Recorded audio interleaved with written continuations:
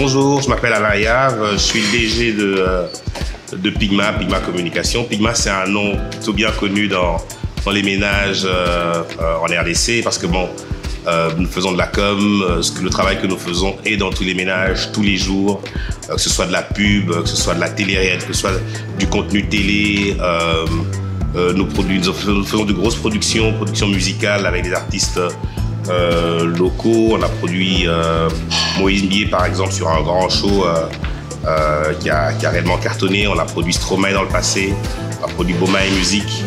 En termes de publicité, depuis déjà plusieurs années, nous sommes l'agence de Vodacom, le numéro 1 télécom, réseau télécom dans le pays. Nous sommes l'agence qui faisons Bralima, qui est Heineken ici, Kinshasa et Congo-Brazzaville depuis près de 15 ans. On a un portefeuille qui touche plusieurs clients dans les banques, dans l'institutionnel et autres. Nos services vont essentiellement de la publicité à la base. Ce que nous faisions à la base, parce qu'à la base, je suis marketeur de formation. Nous avons commencé par une agence de pub et elle a évolué un petit peu de manière organique à travers le temps pour répondre un petit peu aux besoins du marché. Donc de là, nous avons ouvert la branche de production télé. Donc nous avons commencé à produire nous-mêmes les pubs que nous vendions aux clients. Donc les concepts que nous vendions, nous avons commencé à les réaliser nous-mêmes. Donc on a développé une vraie équipe de production. Et puis naturellement des services connexes, relations publiques en communication institutionnelle, gestion et achat de médias d'espace, événementiel, du terrain, mais aussi les grands events, des gros events comme les gros concerts et autres. Et lorsqu'à un moment on s'est rendu compte en fait, on avait développé une série de capacités à l'interne qui nous permettaient de produire autre chose. Et c'est là que nous sommes allés dans la production de contenu, de grosses émissions de contenu qui en fait prennent un petit peu tout le savoir-faire interne de l'agence, de la création à la réalisation, à la production, au PR, à l'utilisation de l'outil digital qui est en fait la dernière branche de l'agence, qui est une des branches qui grandit le plus vite. Je pense que je suis tombé dedans. Je crois qu'au fond de moi, j'ai toujours su depuis toujours que je ne travaillerai pas éternellement pour les gens. J'ai toujours su, et c'est un peu de ma nature, je suis un peu rebelle. Et donc je peux fonctionner dans un système, mais je ne peux pas fonctionner dans un système trop longtemps. C'est ses forces et ses faiblesses. Et avec mes meilleurs amis, en fait, on a commencé à se poser des questions. On a vu l'opportunité, on était basé en Afrique du Sud, on a vu l'opportunité d'apporter un peu de ce que nous faisions en Afrique du Sud sur le reste du continent. Et c'est là que c'est parti, chacun de nous un petit peu dans son domaine. C'est là qu'est né Pigma, qui vient de nos initiales, Paul, Y, Yav, Yatareya, Manla, Alain. Le A de Alain, c'est moi. Et c'est là qu'on se dit, tiens, que chacun de nous, en fait, aille dans son domaine d'expérience, créer un petit bout de Pigma. 2004, PYGMA, Pigma Communication. On ouvre en partenariat avec un réseau international qui s'appelle Ogilvy, donc on crée Pigma Ogilvy. Le marché est plutôt intéressant parce que bon, il n'y a pas de très grosses, il n'y a pas nécessairement de grosses agences locales. Et voilà, il y a une opportunité à saisir et c'est de là que c'est parti. Les clients locaux étaient habitués à du service de mauvaise qualité pour lequel ils ne payaient pas beaucoup. Et nous, on est venu dans une offre, on a dit, vous savez quoi, on va offrir du travail de très très bonne qualité. Ce sera fait localement, mais dans les normes internationales. Et naturellement, parce que c'est bien fait, on facturera le prix que ça vaudra. Et naturellement, c'est une chaîne qui est un petit peu à la base de notre stratégie, parce que lorsqu'on le fait, on dit, comme c'est du travail de bonne qualité et qu'il est facturé correctement, il faut des personnes qui ont le bon niveau. Et c'est là que les problèmes, les défis commencent en fait. C'est bien, on a le client, on a eu la chance qu'on a signé le client très vite. Ensuite, il faut commencer à répondre à son besoin. Et là, on a commencé à chercher le premier défi, les ressources humaines. Donc, on a commencé à former. Et nous sommes dans un pays où il y a du talent. Nous sommes dans le monde créatif et les jeunes créas, il y en avait beaucoup. Par contre, jeune créa qui a la capacité de monter une vraie campagne publicitaire qui est solide, créativement pensée, exécutée correctement, c'était compliqué. Donc, on a commencé par recruter localement. On a beaucoup recruté. On a recruté dans les académies ou bien des jeunes gens qui avaient justement fait des profils qu'il fallait. On a fait venir des expats, par exemple. Un de mes associés, qui était le directeur créa avec qui on a commencé, avait une longue carrière internationale dans l'agence. C'était lui le directeur créa qui a beaucoup formé au début. Donc, on a pris dans l'académie, on a pris des jeunes gens, on les a mis là. On en prenait 10. On avait peut-être que 3 qui passaient le test et qui finalement restaient. Et qui aujourd'hui, en fait, dans le marché, sont parmi les meilleurs créas du système. Donc, on les formait sur le tas, dans le boulot. On les formait parce qu'on les envoyait en formation. On a fait venir des expats au besoin dans des postes clés pour aider justement, mais avec une mission claire, celle de transmettre donc, et de former localement. On a fait revenir beaucoup de Congolais des diasporas et beaucoup de Congolais qui avaient peut-être commencé une carrière à l'extérieur et on les a convaincus de revenir. Voilà, donc c'était travailler ce premier défi-là, les ressources humaines. Et ben, on promettait quelque chose de qualité, il fallait des personnes de qualité pour le faire. On l'a créé. Nous sommes dans un marché en plein développement. Nous avons innové un petit peu dans le secteur de la com parce qu'on l'a, on va dire, on l'a un petit peu transformé. Comme on l'a trouvé un peu rudimentaire, on l'a stimulé, on l'a amené à un autre niveau, on a fait venir des gens. Mais bon, après, les gens, il faut les prendre, il faut les former, après, il faut les retenir. Pour les retenir, il faut leur donner des opportunités comme ça.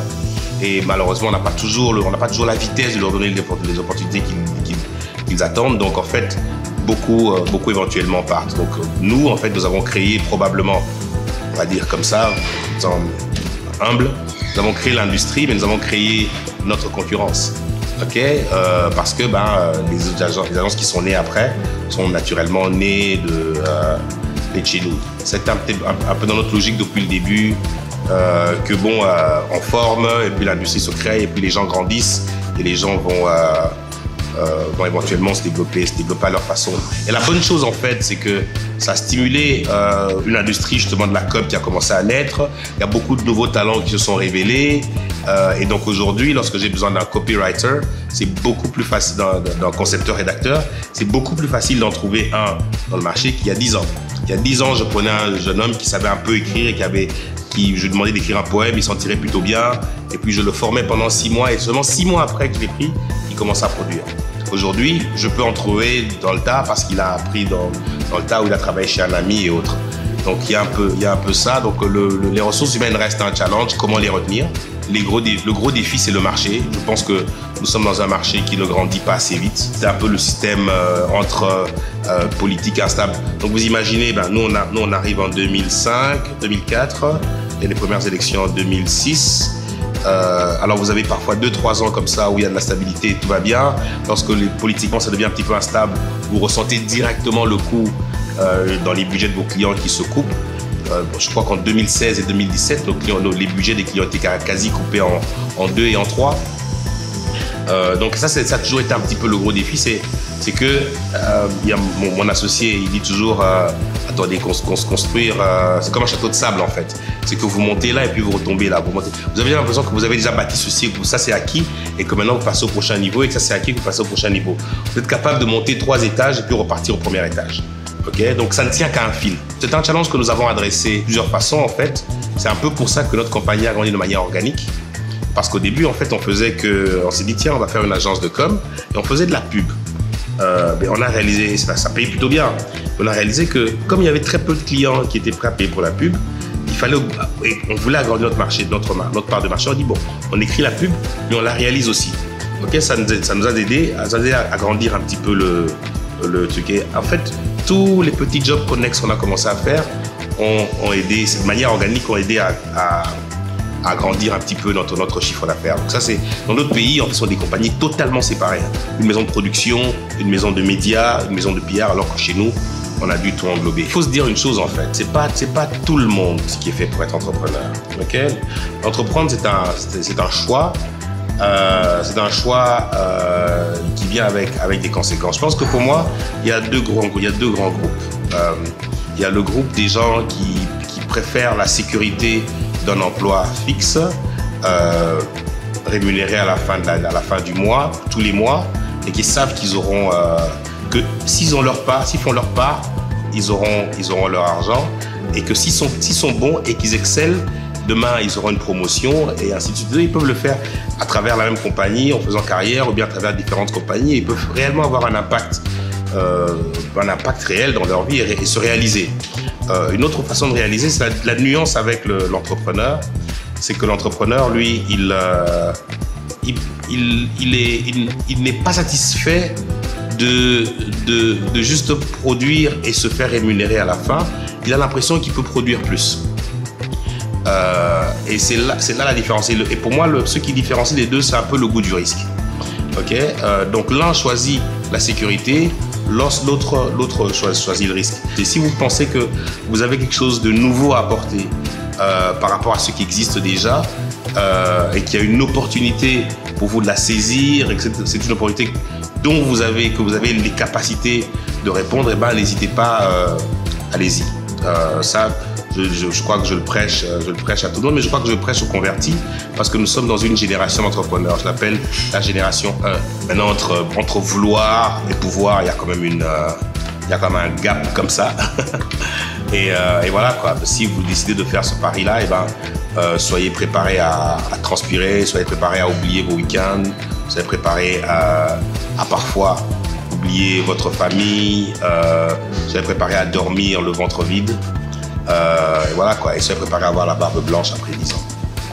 L'Afrique c'est du talent, l'Afrique c'est du potentiel, un potentiel inouï.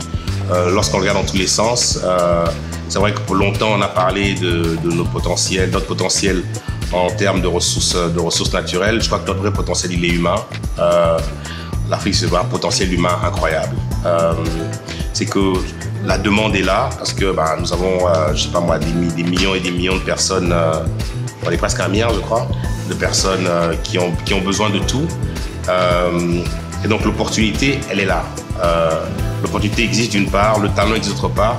Je crois que ce qui manque, c'est la machine à transformer ce fameux talent en richesse. Et c'est là qu'est un petit peu le défi. C'est pour moi le défi pour les entrepreneurs d'aujourd'hui. Chacun dans son domaine a... je ne sais pas moi, celui qui est en menuiserie, celui qui veut vendre de l'eau, celui qui, comme moi, veut faire de la com et raconter des histoires. Voilà quoi, c'est là il y a quelque chose à saisir. Et je crois que c'est un peu ça. Il faut le saisir. Le point que j'allais dire dessus, c'est que pour le matérialiser, il faut beaucoup de sérieux. La RDC, c'est un marché où il y a tout à offrir. C'est un grand pays, il ne faut pas se leurrer, ça ne va pas être facile. Il y a une phrase que je dis souvent, c'est que lorsque vous décidez d'entreprendre partout dans le monde, l'option par défaut, c'est l'échec. Lorsque vous décidez d'entreprendre en RDC, c'est 3 fois plus difficile. Ça aura l'air facile au début parce que bon, les gens sont ouverts et ainsi de suite et tout. Mais lorsqu'on commence à creuser, les monstres naissent l'un après l'autre. C'est un peu comme le monstre à 7 têtes. Lorsque vous réglez un problème, il y a un deuxième qui se lève. Lorsque vous réglez le deuxième, il y a un troisième qui se lève. Vous aurez des défis dans tous les sens. Vous ferez un plan, mais dans l'exécution de votre plan, tout va se faire différemment que prévu. Vous penserez que vous allez vendre 100 pièces par jour, vous allez en vendre 10. Vous pensez que vous aurez $1000 de financement, vous en aurez que 100. Maintenant, je ne dis pas ça pour décourager, au contraire, en fait. Je le dis avec le sourire, la preuve c'est que je suis là, et beaucoup d'autres avec moi.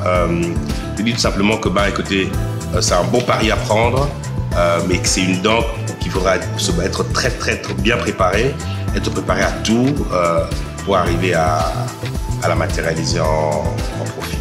Mais quand ça vous sourit, c'est magnifique. Projet à venir pour Pigma, on a toujours pensé prendre une place assez innovante dans l'industrie des médias, mais nous sommes dans une phase de transformation, comme un petit peu toute l'industrie, en fait toutes les industries du monde, tout notre mode de vie est en train d'être transformé par l'impact du digital. Pigma est en train d'innover, de se transformer un petit peu dans l'environnement. On va dire que pendant des années, nous étions un B2B. Pendant des années, nous étions une compagnie qui offrait des services spécialisés en communication à des clients, à de gros clients. Le futur est différent. Le futur, c'est qu'on va passer de B2B à B2C. C'est que au lieu de vendre une grosse pub ou une grosse campagne à 2, 3, 4, 5, 10 gros annonceurs, On va créer du contenu que nous allons vendre à 10 millions, 20 millions de personnes, pas seulement en RDC, mais à travers les frontières. Et le digital le rend possible.